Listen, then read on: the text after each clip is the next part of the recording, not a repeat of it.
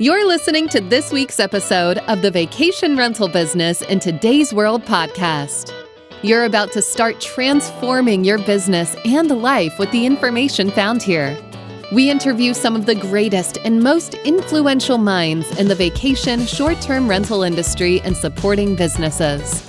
The information found here is a combination of brain science, transformational thinking, safety and loss prevention, and vacation short-term rental knowledge and experiences, all rolled into one to help you and your business to achieve levels you never thought possible. I am glad you are here, and now please welcome your host, Eric Thibodeau. Hello, everyone, and welcome back to Safer VRS. I'm Eric Thibodeau, your host, and I hope this week finds you well. It's spring break here in Texas and some parts of Alabama, so a lot of activity, a lot of traveling.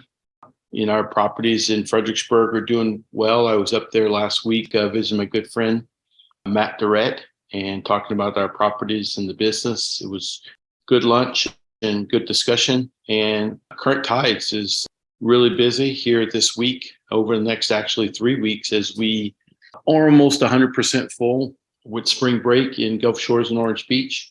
So we are back at it with after a few months of lull in the winter months. So the temperatures are great, the guests are coming in, and we are certainly looking forward to a good season as we continue. So that's kind of what's going on with me, just working in our business and in Safer VRs. And so as we continue from last week, we're on the second principle of human operational performance, and these are as they apply to safety and loss prevention. And I am working to transition that into how we operate in the vacation rental industry. Obviously, as we talked about last week, is that people make mistakes, and we certainly find that in our industry. However, this week, we moved to the second principle, and we alluded to it some last week, but it's a little more information. And before I talk about what that principle is, let me just say that I have found in looking at some of the things that we are doing, or that we should consider doing, is that all this is pretty simple. And actually, we've made things difficult or challenging or hard, whatever meaning you want to assign to it. And really, when we get down to it, it's really simple. And I would like us to consider that as we continue on through this series and go through here. So just as we look back at number one, and principle number one is that people make mistakes. That couldn't be more basic, is that people make mistakes. And so what do we learn and what do we need to do? We need to anticipate, and we need to provide controls that take a look at and address the potential issues we have, right? Safety is not about accident prevention. It's about the presence of controls. And so as we move to the second principle here, and it's also quite simple. However, as you know, I love to talk about neuroscience and how our brain works and how our subconscious works. And this speaks to the heart of the matter here. Principle number two is blame fixes nothing. I repeat, blame fixes nothing. And I can remember in my oil and gas career as a safety engineer, safety manager, safety leader, I wanted to identify what were the causes. However, the leaders that I worked with or for had this propensity to identify what did the employee do wrong? What did the person do wrong? And certainly we can identify when we do some type of investigation, we can find that. And really what it is it should be treated as a fact and not blame. Blame is emotionally important, but not operationally important. When we are working in our business, we're looking to improve our operations, and yet we assign this emotional context to it. And that really sticks around with the guest or the employee or the owner. And really, blame makes error a choice in retrospective, right? We look at things and say, well, it's obviously Jim or Jill didn't do this correctly. They should have closed the gate for the pool area, and this incident wouldn't have happened, right? We're going to look at that as we go through there. But when we think back, because people make mistakes, right? So what were the controls present? What good does it assign if I assign blame to Jim and Jill, or Jill, sorry, and what does that solve? Did I solve a system problem? We need to not blame and fix systems. That's the context of this particular principle here is to let's be aware that we are blaming our guests, we're blaming our owners, we're blaming ourselves, we're blaming our team, and say, stop. What systems do I have in place to address this, right?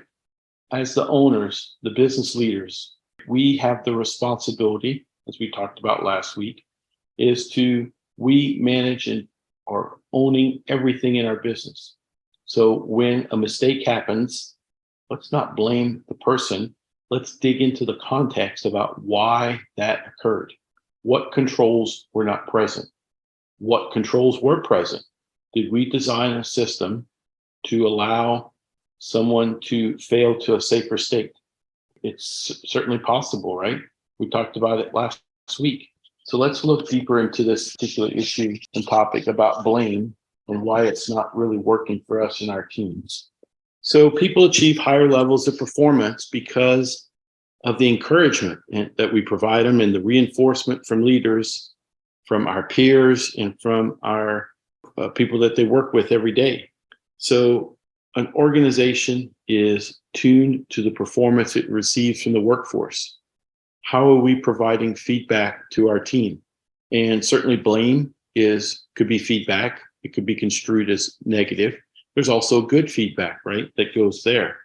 A behavior is reinforced by the consequences that an individual experiences, one of our workers, our owners, our guests, when the behavior occurs.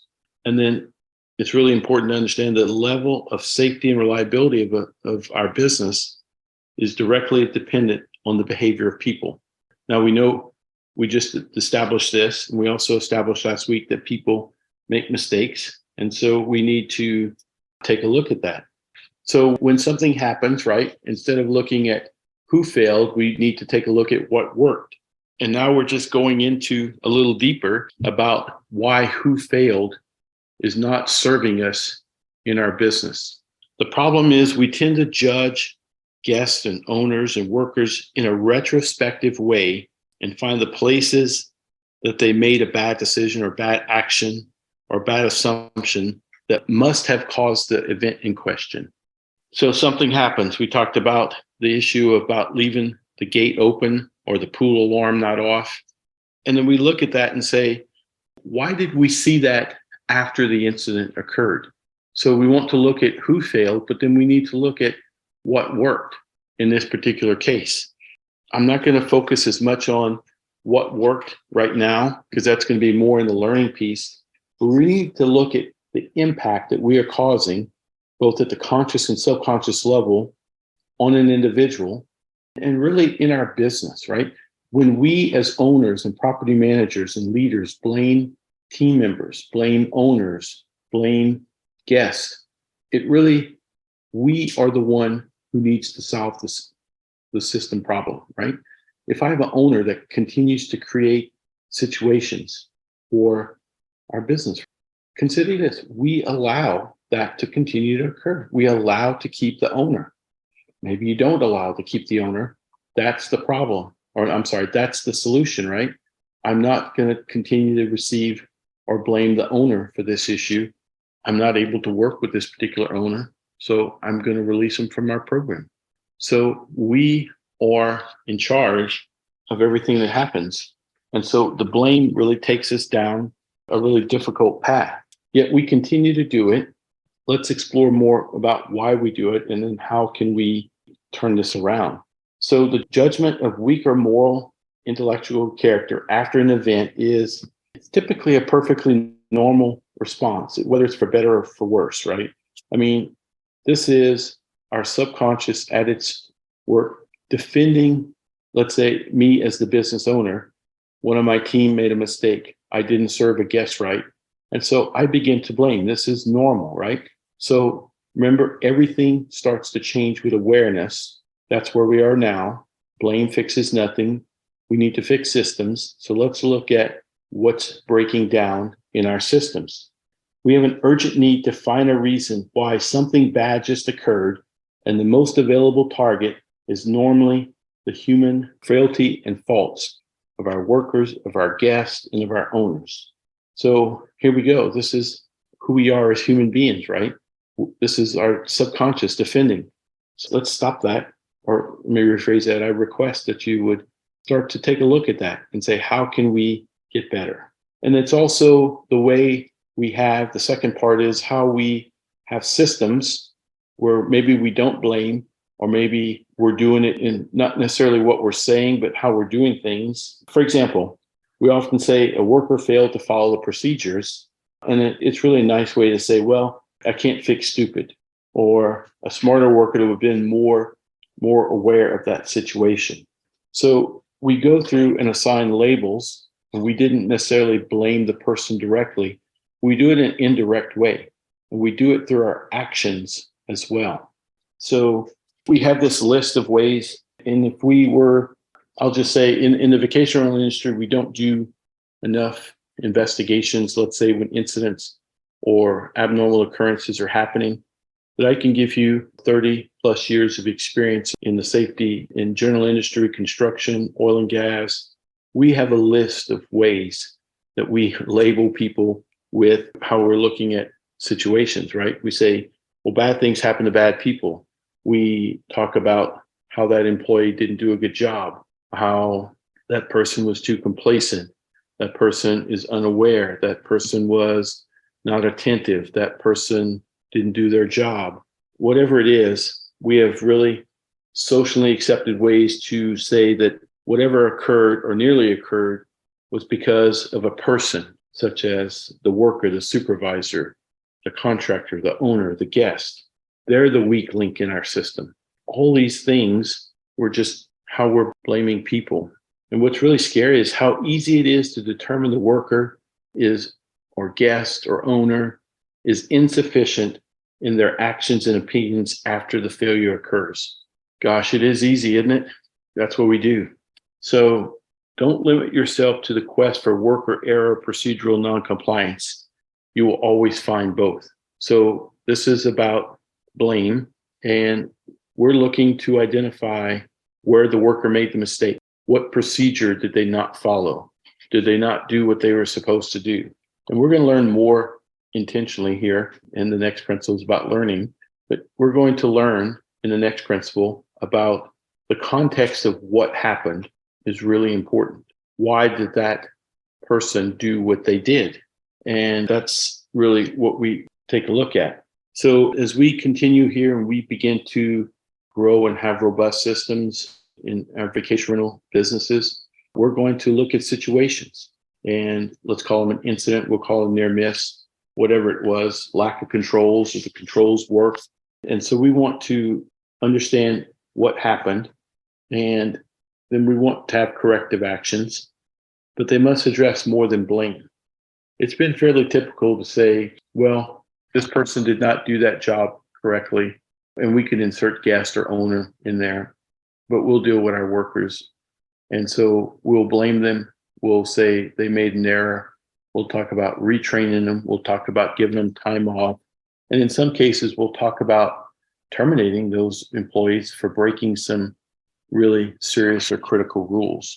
And of course, the situation dictates each one of those. However, I would go back to my original premise is that 100% reliable, 100% of the time, we are allowing all of this to occur.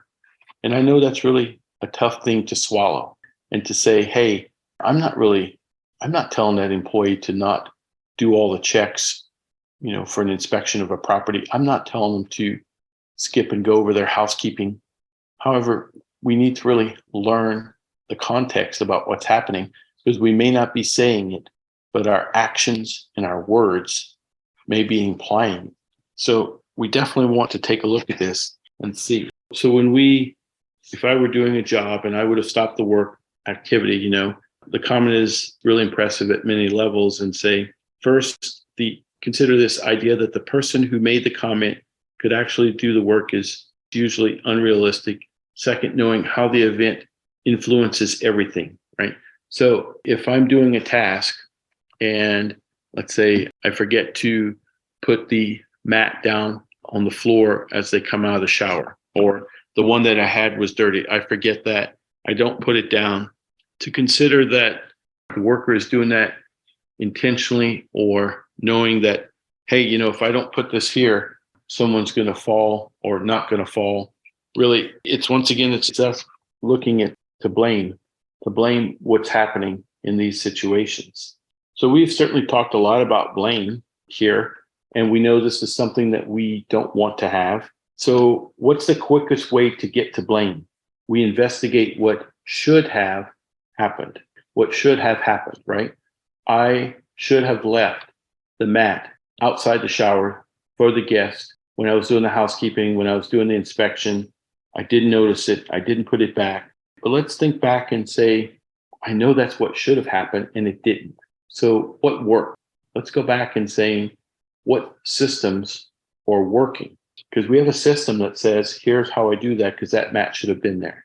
That pool gate should have been closed. That pool alarm should have been checked. That fire alarm should have been working and activating at the right decibel. We could pick anything that's out there, and we could even apply it to how we work operationally. So every moment we spend as an organization discussing what should have happened or what failed to happen in order to, I'll say quotations here with my fingers, investigate an event is a waste of time. What we want to look at is what did happen. So I did see that the mat was not placed there. I did find that the smoke alarm batteries were not there. I did find that the pool gate was open. Okay, what happened? That's what happened. So we want to understand the conditions in order to provoke that failure that occurred again. If I blame John and Jill comes back and performs the same function and the gate's open and the mat's missing and the batteries aren't in the smoke alarm, I can't solve a system problem by attacking only people. I need to look at the system that's saying, what is missing here that now I have multiple employees or multiple workers or multiple guests complaining about the issue? What's happening? That's really the heart of what's happening. That's what I need to understand. So as I mentioned, we want to understand what actually happened, not what should have happened. And it's really interesting. I'll tell a story on myself. I remember, I was with BP and I arrived probably the day after the incident with Macondo occurred. I was out at one of the locations and I was an environmental unit leader at the time. And I remember getting there and just talking to people and saying, why didn't these different things work? This should not have happened. I just went on and on about it. And then someone just came up to me and said, it doesn't matter what should have happened. It matters what we're doing now. Focus on your job in this incident response. And it's like, I just got hit in the head with a verbal 2x4. They were 100% right. What should have happened doesn't matter. What I'm doing and what am I working on to address or bring the situation under control, or what worked is really what I need to be focusing on. And so, hey, here I am, at the time I was probably 20-something year safety professional, and I fell into the trap too, because it's who we are at the identity subconscious level. We want to understand what should have happened and who to blame. And so making this transition is going to feel challenging. Even my words to you today, you're saying, I don't really believe that, Eric, or it's too difficult. No, I need to blame people. And of course, I will come back and say, I understand this takes time to get into who you are as a leader, as a supervisor, as a worker. That blame just leads to some type of punishment, whether it's actual or perceived, right? And perceived punishment is actually punishment. The people still believe that. 2 days without pay is punishment. Mandatory eyes on the path when I'm walking, training for everyone in the organization because I had someone who tripped, is punishment.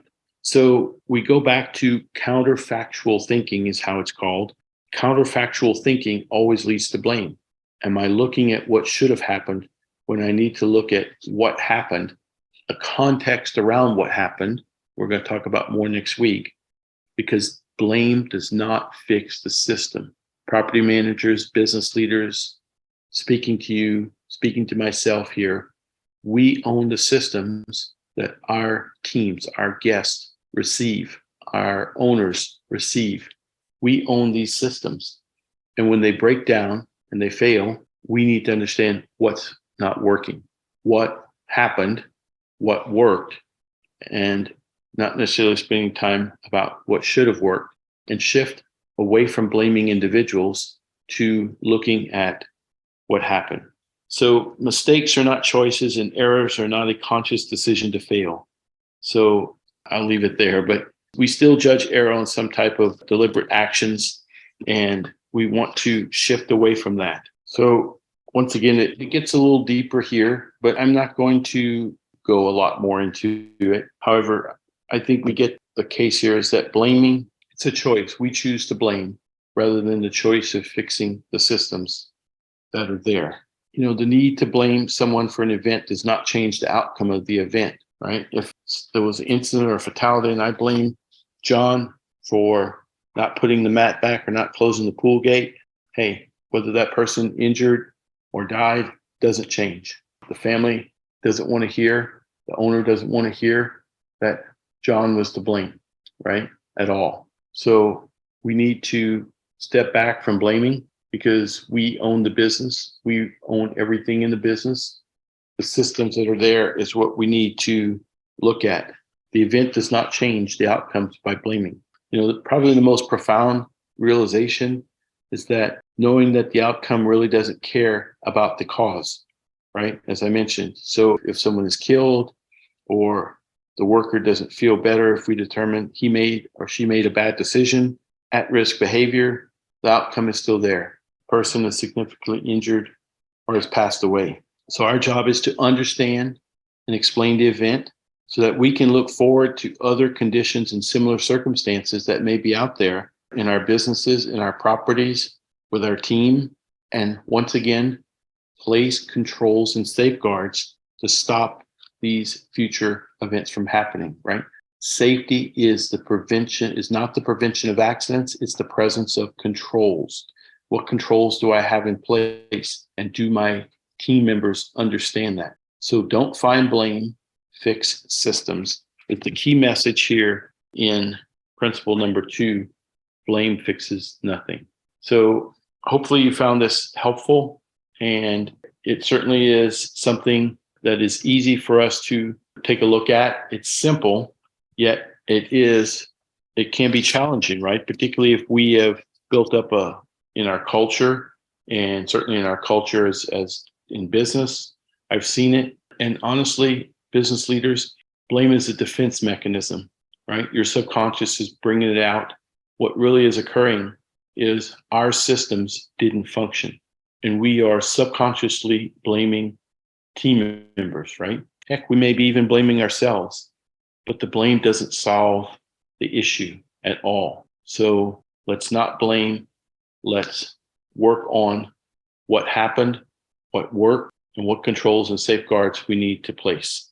I hope you all have a safe day. If you're on spring break this week or over the next couple of weeks, I wish you well. Bring safety with you, right? Out there, what controls are present in what you're doing, in your driving, and whatever, right? It's really something that's just not for business. It's how we do everything.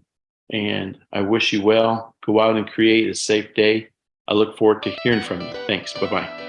Thank you for listening to Safer VRS Podcast with Eric Thibodeau. If you enjoy this, I would love you to join my Facebook group, The Safer Vacation Rentals, for more of the same. You can also join our email list at www.safervrs.com.